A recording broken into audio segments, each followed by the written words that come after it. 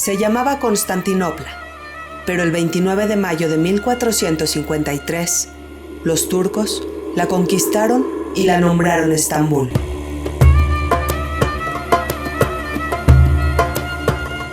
Con esta nueva adquisición, el Imperio Bizantino dio sus últimos respiros.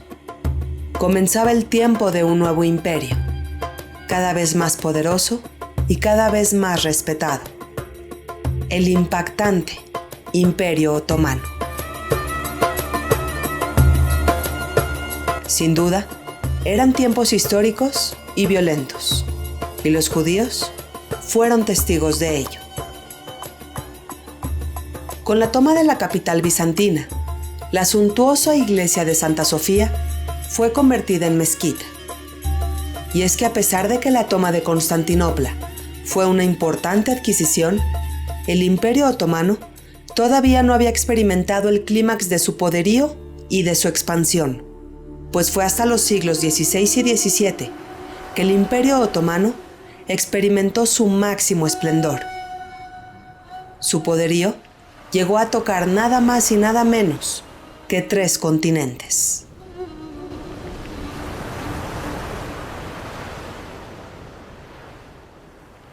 Sin embargo, el Imperio Otomano no era grande solo en tamaño, pues también contaba con un ejército numeroso y fuerte, un sistema bancario, un servicio postal, igualdad legal y credenciales de identidad.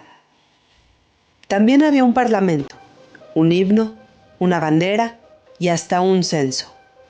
Y es gracias a ese censo que se sabe que en tiempos del sultán Suleimán, el imperio llegó a tener una población de 11.700.000 personas. Y para ellas, había una economía generosa.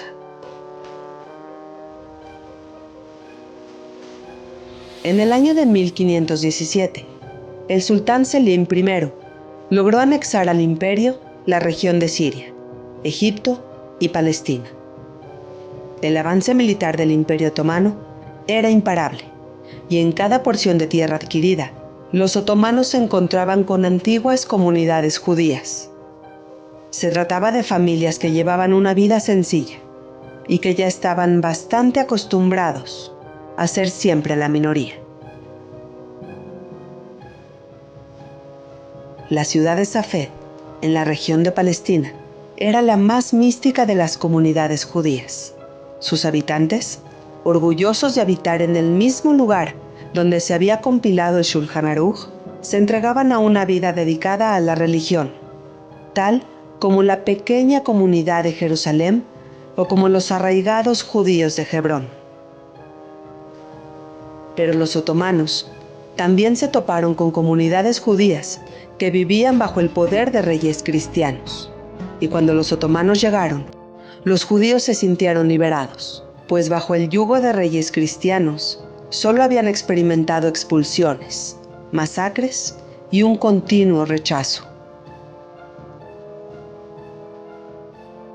Por su parte, los otomanos aceptaron a las minorías cristianas y judías como dhimis, que en árabe se refiere a personas protegidas, y bajo este estatus, cristianos y judíos fueron respetados y protegidos, pues a pesar de que no reconocían a Mahoma como profeta, aceptaban que existía un único Dios, y esa era la más sagrada creencia.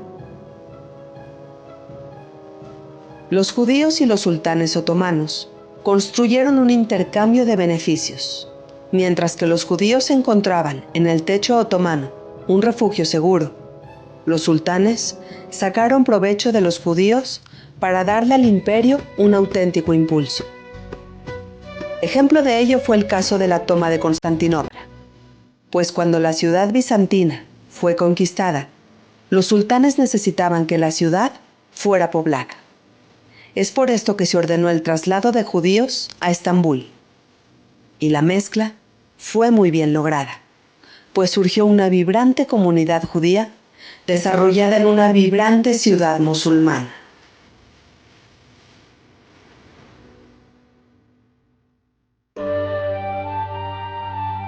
En 1492, cuando los judíos de España fueron expulsados, el sultán Bayezid II invitó a los judíos sefaradíes a establecerse en el Imperio Otomano. De este modo, se incrementó la población judía del imperio y se disfrutó de una tolerancia en la que ambos lados salían beneficiados. Una tolerancia que no solía encontrarse en los países cristianos. Tal fue el caso de Salónica, que durante el siglo XVI poseía una población en su mayoría judía. Aquellas eran familias que mantuvieron su amada lengua, el ladino, mientras que al mismo tiempo se les permitía cumplir con las leyes de su judaísmo, atesorando en esta pequeña ciudad-puerto una religión milenaria con sus ancestrales preceptos. De manera casi inmediata, los judíos sefaradíes se integraron contribuyendo al desarrollo del Imperio Otomano y llegaron a ocupar importantes cargos como ministros y como distinguidos funcionarios. La contribución de los judíos al Imperio Otomano en rubros de política, economía y ciencia está documentada. Hoy sabemos que Hakim Yacoub o Yosef y Moshe Hamon fueron grandes médicos, o que José Nassi fue vital para las exitosas relaciones exteriores del imperio. Pero es imposible hablar de los judíos prominentes del Imperio Otomano sin mencionar a Gracia Nassi, una rica mujer judía que apoyó a cientos de judíos a escapar de la Inquisición en los países cristianos, ayudándolos a emigrar al Imperio Otomano. Existe la leyenda de que el sultán Bayezid II dijo en una ocasión que el rey Fernando de Aragón no era un rey inteligente, pues al expulsar a los judíos, empobreció culturalmente a su reino. Y ahora, el imperio que los recibía, el Imperio Otomano, era el que se veía beneficiado.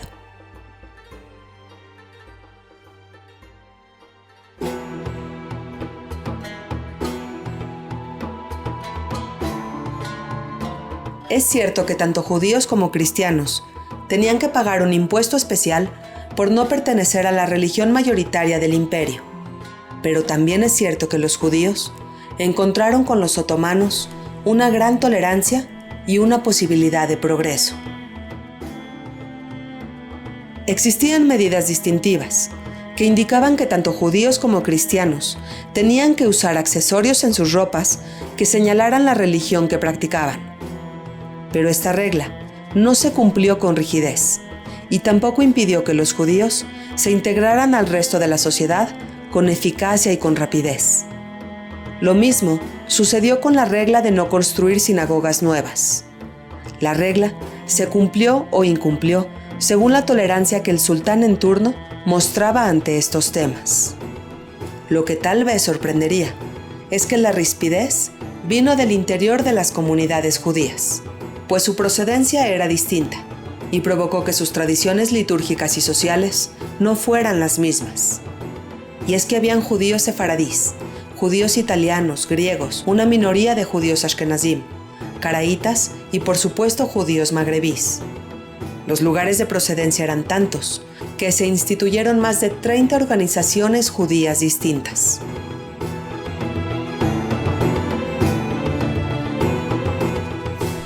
Con el paso del tiempo, las diferencias entre las comunidades judías se fueron desvaneciendo, y para el siglo XVIII, esas diferencias habían quedado prácticamente en el pasado.